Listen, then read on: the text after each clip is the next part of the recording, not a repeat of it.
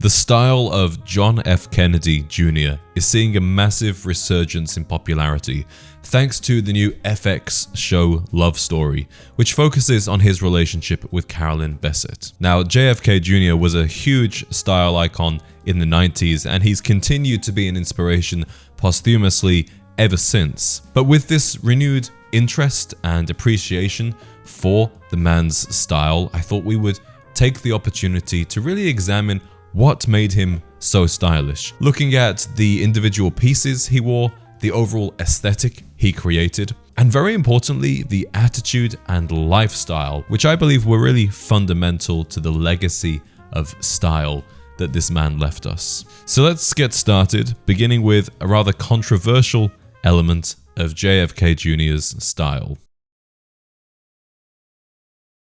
Hello, my name is James, and I am on a mission to create a generation of gentlemen.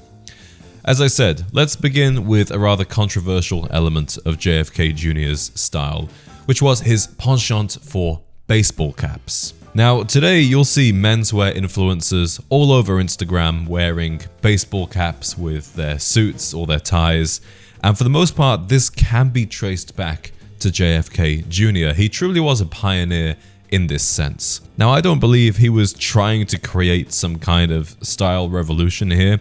He simply enjoyed wearing a baseball cap, and they were very popular in the 90s, especially with the rise of hip-hop culture. And he also lived a life which required him to wear a suit and tie. You take into consideration his lifestyle as a rather active, sporty man commuting around New York City, and you have his signature look. He was also often seen wearing a Kangol cap. With the renewed interest in JFK Jr., of course, men are looking to imitate those classic 90s two-piece suits. The suiting which JFK Jr. wore was very typical of its time, and I would say he was actually at the peak of menswear fashion, wearing designs by Giorgio Armani and Calvin Klein. For those of you that have seen the show, you may know that his girlfriend, who eventually became his wife, Carolyn, was actually working for Calvin Klein when they met. The 90s silhouette was very roomy and spacious. It was very comfortable.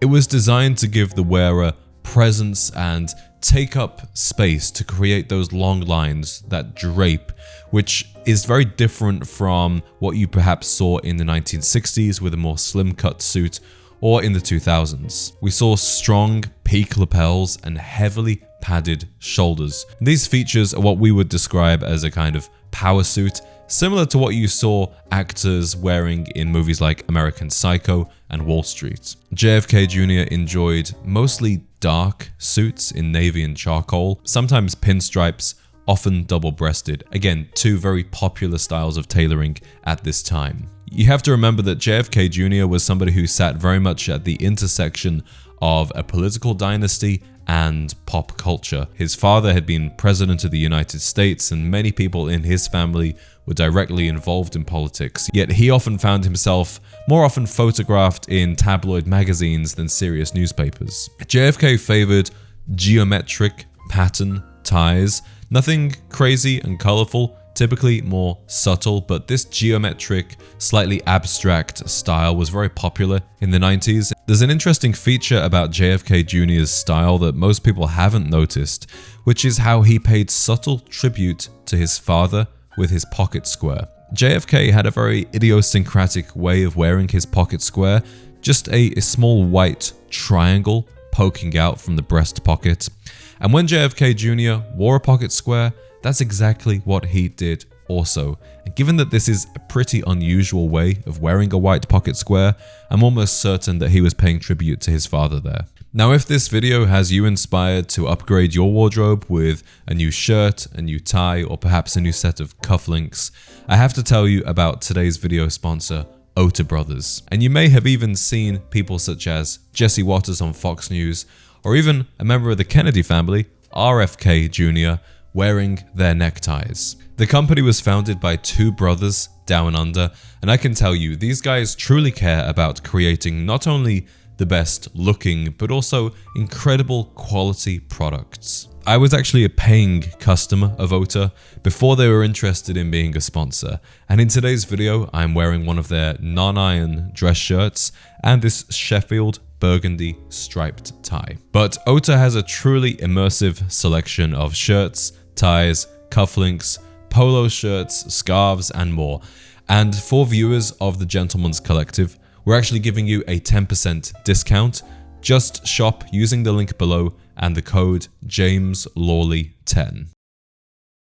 Now, when JFK Jr. wasn't dressed up in a suit and tie, he would often be seen wearing some kind of sweater. That was really his casual signature piece. In the summer, he might wear something light, more of a kind of thin sweatshirt, and in the winter, bundle up with those thick wool and cashmere sweaters. A thick wool scarf was another signature accessory for JFK Jr., particularly walking around New York, taking his dog for a stroll. The watches worn by JFK Jr. are one of the most interesting things about his style. It's easy to overlook, but the choices that he made with his wristwatches, I believe, say a lot about his character.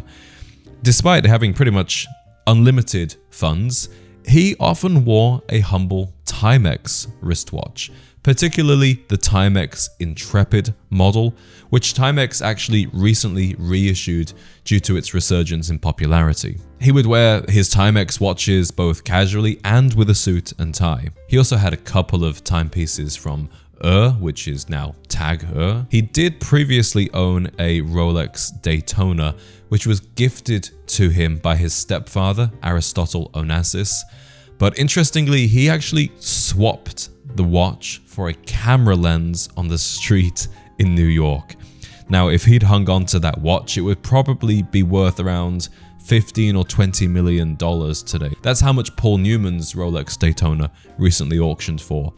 But as I said, I think his choices in watches tell us a lot about JFK Jr. He didn't really care that it was a Rolex. He certainly didn't care that it was his stepfather that had gifted it to him. In fact, I don't think he had the greatest relationship with Ari. So he preferred photography to having a nice watch. And he was just as happy wearing his Timex. And I think that reveals actually a great deal of humility about John, and I think perhaps that's one of the reasons people resonated with him so much at the time, and people still remember him as a good man. For anybody watching who feels envious of those that do own a Rolex or do own a Cartier watch, remember that some of the most stylish and important men in the world are wearing rather humble wristwatches. It really isn't about the dollar amount, it's about your choice and what that timepiece means to you. Junior also flouted expectations with his choices in shoes. You might expect a man in his position to always be wearing a pair of polished, black Capto Oxfords or loafers, but most of the time he was either seen wearing boots or sneakers. He enjoyed leather chukka boots or a pair of Asics or Converse. Often his way of getting around New York was by bicycle, so practicality was a huge consideration for his footwear. He didn't want to be slipping around on the pedals wearing a pair of leather-soled loafers. Although I'm sure he polished his shoes for those important occasions, often his footwear was kind of tatty and dirty looking, which easily happens in Manhattan, and I think that contributes to the overall carefree attitude that JFK Jr. had with his style. What made JFK Jr. so stylish wasn't actually really the clothes he wore, it was how he wore them. It was his attitude and his confidence. Carefree, free-spirited, sporty, that is how I would define the style of JFK Jr. He wasn't trying to be a menswear influencer, he wasn't trying to be a fashion icon. He simply wore the clothes that felt good to him and suited his practical needs. That's why he wore the baseball cap. That's why he even rolled up the hems of his trousers up to his calves when cycling. And despite being followed by paparazzi pretty much 24/7, he was able to have a nonchalance. He was able to not be self-conscious, and I think that's what we find so captivating. So remember, if you feel self-conscious about the way you dress, or you are worried about what other people think, Remember, there is this example of a man who was under the constant spotlight, yet still maintained a very carefree attitude. I'll finish this video up with a few brands that you might want to check out if you're looking to take inspiration from this gentleman's style.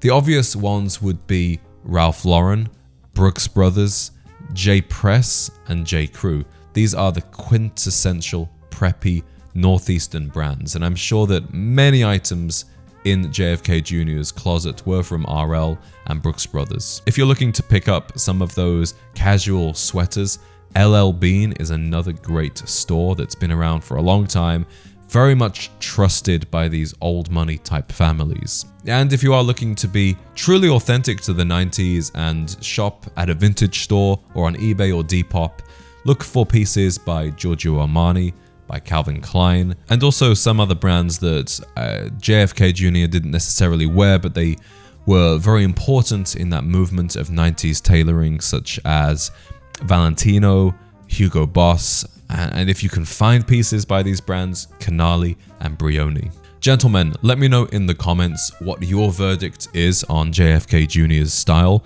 Do you think he deserves that reputation as a style icon? Or are you perhaps not a fan of some of his affectations, such as the baseball cap? Remember to check out Ota Brothers using the link down below.